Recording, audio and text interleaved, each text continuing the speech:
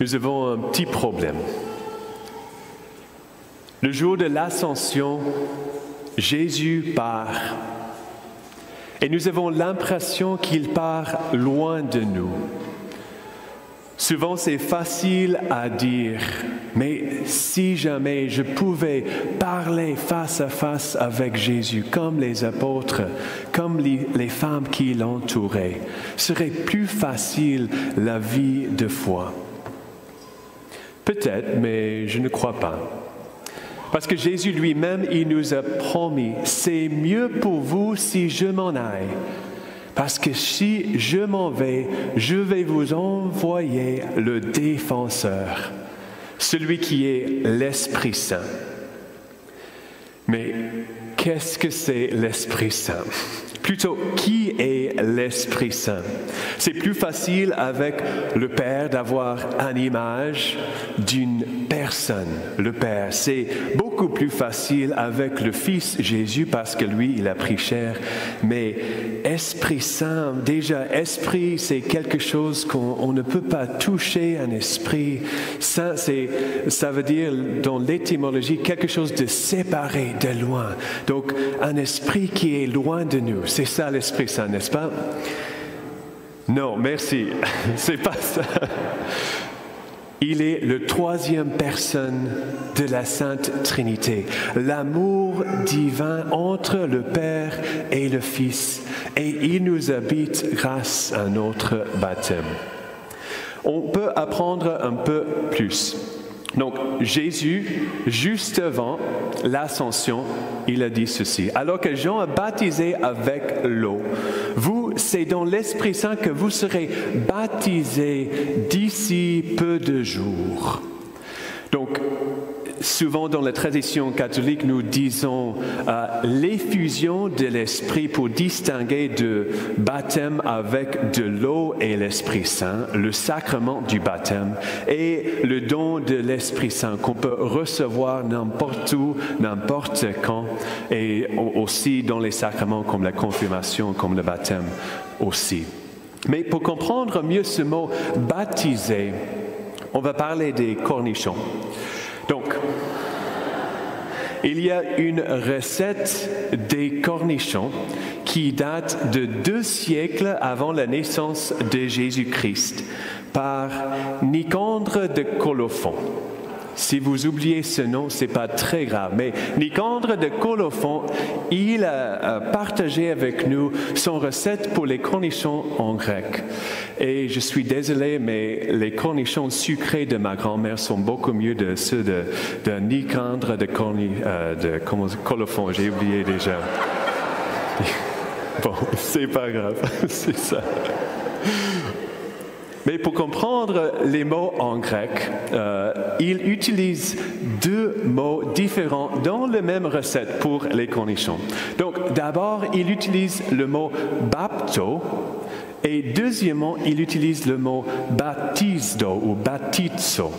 Donc la première fois, il dit, il faut prendre le concombre et on le bapto, on le trempe brièvement dans l'eau bouillante. Et ensuite, on le met avec le vinaigre pour demeurer, pour rester trempé pendant longtemps. Donc, ça veut dire que c'est quelque chose de très bref, de ponctuel, ou quelque chose qui dure. Donc, dans la Bible, on peut voir un exemple de bapto. Père Abraham, prends pitié de moi et envoie Lazare tremper le bout de son doigt dans l'eau pour me rafraîchir la langue. Donc ça, c'est quelque chose de bref, quelque chose qui dure pas longtemps. Mais ce que est utilisé dans la Bible, chaque fois qu'on parle du baptême, c'est baptizo. C'est quelque chose qui, même si le moment est bref, quand on met l'eau sur la tête du bébé, c'est quelque chose de bref, mais c'est quelque chose qui perdure, quelque chose qui demeure. L'Esprit demeure en nous. Donc c'est pour ça que dans les sacrements qui sont permanents, ça veut dire le baptême et la confirmation et l'ordination, les 3 sacrements qu'on peut recevoir qu'une fois, Nous avons l'huile bénie, le saint crème, qui a une odeur, qui met un caractère permanent. C'est pas juste et c'est fini. C'est quelque chose qui nous habite, quelque chose qui demeure, quelque chose qui grandit en nous. Donc, bon, ça suffit pour les cornichons pour l'instant. Donc, le baptême dans l'Esprit, l'effusion dans l'Esprit Saint, c'est pas censé être quelque chose de bref, une flash qui se passe et puis on l'oublie, mais quelque chose qui perdure, baptizo. Donc, où sommes-nous? Voilà, Jean-Luc Pons. Il y a une vidéo qui vient de sortir il y a quelques jours sur Emmanuel Play sur YouTube, et c'est un témoignage de Jean-Luc Pons. Pourquoi je partage ce témoignage? Parce que je l'aime beaucoup, il est formidable. Il était responsable pour l'Amérique du Nord il y a une dizaine d'années. Donc j'ai un grand respect pour cet homme qui a tant de joie. Il rit beaucoup, presque trop, mais on ne peut pas trop rire. Et une profondité, une foi tellement profonde et une sagesse aussi. Je suis en train de le canoniser, il n'est pas encore mort, mais bon, je l'aime beaucoup. J'ai beaucoup de respect pour lui et son témoignage de foi. Mais souvent, on peut désirer de recevoir ce que les apôtres ont reçu.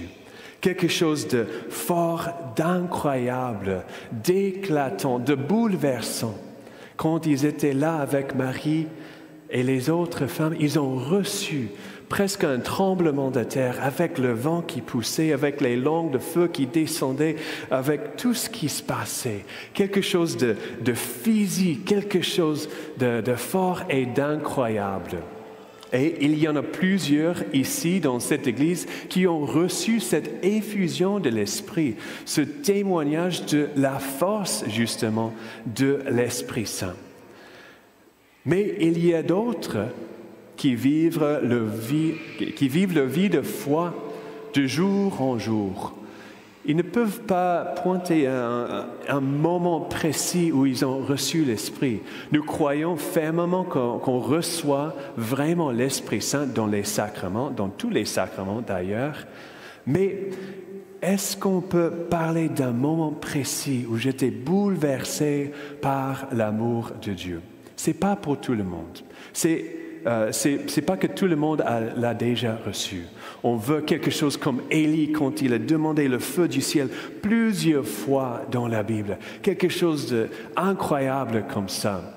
Mais des fois, c'est plus caché. Une image de la Pentecôte où il y a des langues de feu, mais ils sont presque invisibles dans cette image. Pour revenir à Jean-Luc.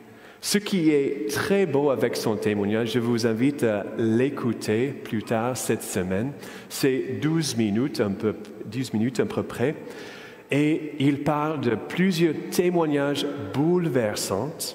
On a les vidéos de personnes qui témoignent elles-mêmes. Mais aussi, il partage son histoire de l'effusion de l'Esprit. C'était pas du tout bouleversant.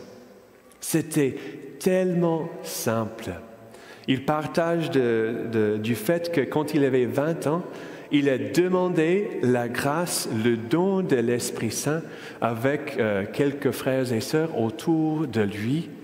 Et il n'a pas eu un miracle, une guérison physique ou il n'a pas sauté en parlant en langue tout de suite. C'était simple. Il a demandé la grâce de l'Esprit Saint et c'est tout. Mais il témoigne qu'après ce moment-là, l'Esprit Saint a pris de plus en plus de place dans sa vie. Et on peut voir les fruits que sa vie a portés dans le monde entier. Il travaille au Vatican, il fait plein de bonnes choses pour le Seigneur, parce que c'est l'Esprit qui travaille en lui. Mais juste pour dire que ce n'est pas nécessaire d'avoir un événement bouleversant. C'est bon de le désirer, on peut le demander, c'est bon, c'est sain, c'est juste. Mais ce n'est pas nécessaire de recevoir ça pour avoir la force de l'Esprit Saint dans nos vies. Donc aujourd'hui, je vous propose, nous allons faire un acte de foi. Nous allons demander l'Esprit Saint. Les derniers mois, nous avons demandé par exemple des guérisons physiques. Et comme j'ai déjà témoigné dans le passé, j'ai vu plus de guérisons physiques dans cette église que j'ai jamais vu dans les autres paroisses où j'étais avant. Donc il y a une vraie grâce de guérison qu'on peut demander. Et aussi, on a eu plusieurs témoignages pour ceux qui écoutent en ligne. Plusieurs témoignages de guérison physique ou même de celui qui écoute 2 mois après une messe et cette personne reçoit une belle grâce avec l'Esprit Saint. Donc l'Esprit n'est pas limité dans le temps, dans l'espace, n'est pas limité même par les sacrements. C'est ça qui est étonnant dans le témoignage de Jean-Luc. Il partage l'effusion de l'Esprit avec quelqu'un qui n'est pas encore baptisé. Donc, on peut vraiment demander l'Esprit Saint, n'importe qui, n'importe comment, n'importe où.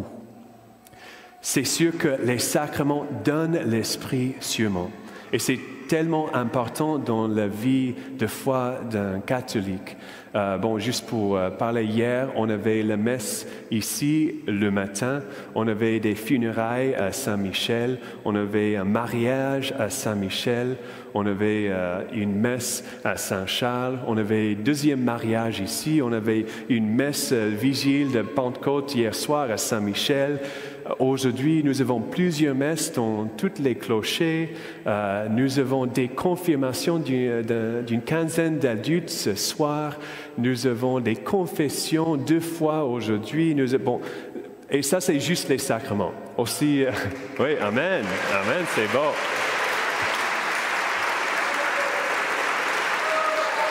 Amen.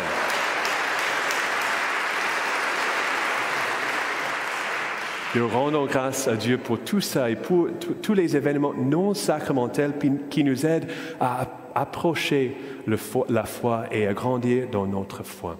Mais aujourd'hui, je vous invite, n'importe où vous êtes, si tu n'es pas baptisé, si tu es baptisé, si tu es catho depuis 99 ans, si tu es baptisé depuis hier matin, je vous invite à demander la grâce de l'Esprit. Donc, nous allons le faire tout de suite. Donc, je vous invite à répéter dans vos cœurs les paroles que je vais dire à haute voix.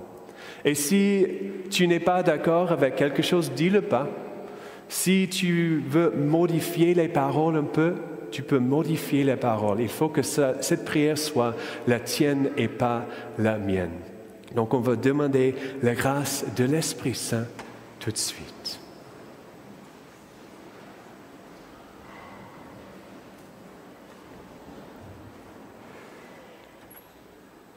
Dieu notre Père, nous rendons grâce pour la bonté de la création.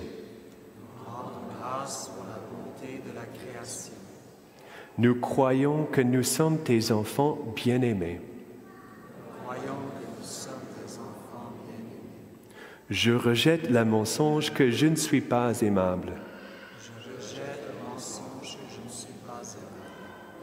Et au nom de Jésus, je crois que je suis l'enfant bien-aimé du Père. Et au nom de Jésus, je crois que je suis l'enfant bien-aimé du Père.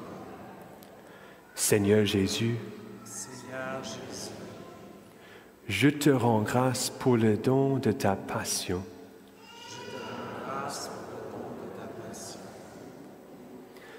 Parce que tu m'as sauvé. Je te rends grâce pour le don de l'Esprit. Et je demande ce don maintenant. Ouvre mon cœur, Seigneur Jésus. Libère-moi des liens des péchés. Libère-moi des liens du péché. Aide-moi à rejeter les mensonges du diable. Aide-moi à rejeter les mensonges du diable. Je veux être tout à toi, Seigneur. Je veux être tout à toi, Seigneur. Transforme-moi. Transforme-moi. Je suis à toi. Je suis à toi.